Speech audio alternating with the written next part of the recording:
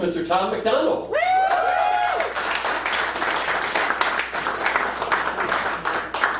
Hello, everybody. Lately I've been coming to terms with the way I look. I realize now that I can't stand outside of a bar without young girls in short skirts coming up to me, trying to hand me their ID. I know it's just not something that's going to change anytime soon. I know that I can't walk into a hardware store without people assuming that I work there. That's another issue that I've discovered recently. Little old ladies coming up to me, "Are you the propane guy?" No, not the propane guy. The problem with this particular, the way I look, I guess, is that when I try to learn how to do manly things, I get zero credit for it when I tell people about it. Like, I recently learned how to drive stick shift. That's something I always wanted to learn how to do. And I told a friend of mine this. He's like, "Oh, I just assumed you knew how to drive a tractor trailer from birth." You mean you don't know how to pilot a helicopter? Is that what you're telling me? I shave with a straight edge razor. I told somebody this, and like, "Oh, I assumed that you shaved with a machete under a waterfall." Like, what are you doing? Yeah, I do shave with a straight edge razor. For those of you not familiar, it means I don't drink or do drugs before I shave. And I'm a real smug prick about it. That's the key. Not to get religious, but I was wondering this. Like, do you ever think that Jesus Christ, as a teenager, ever got caught masturbating? You think that ever happened? It was probably edited out of the Bible, but I think it definitely happened. Like, Mary comes home. Jesus has been in the bathroom for a little too long. It's that awkward kind of quiet. She starts banging on the door. "What are you doing in there?" "Nothing, leave me alone." "I know what you're doing in there. You go blind doing that." "Yeah, I can fix that. That's not really an issue. No disincentive for it." Mary loses her shit. Joseph comes home. She starts flipping out on him. "You know what your son's doing in there? You know he's..." And Joseph he's had a long day.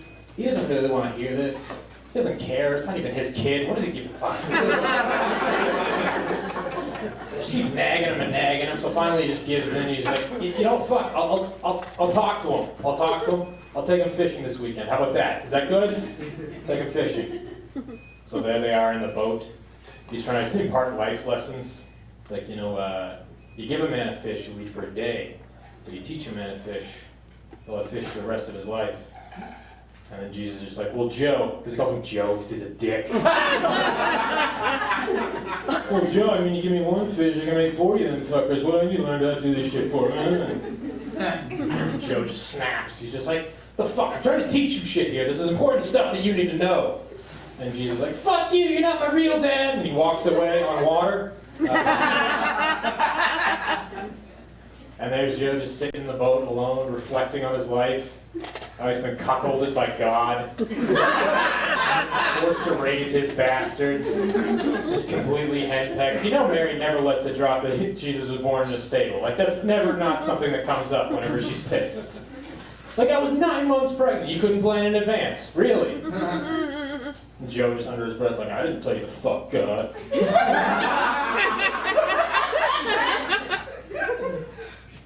So,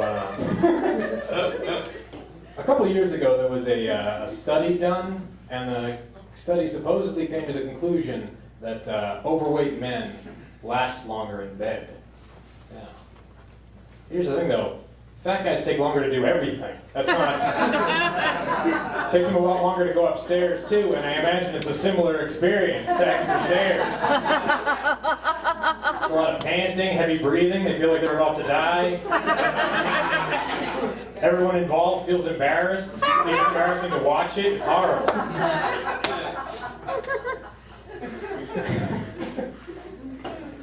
There was one other study that came out recently, and this one really kind of bothered me a bit because it was a study saying that female ejaculation was just pee. Like, that's what the study said.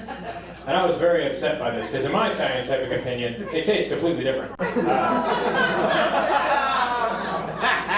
other thing that was very concerning. This study had like a huge backlash among women who squirted, and it was a big thing on Twitter. It's like hashtag it's not pee. That's what they're very upset about this.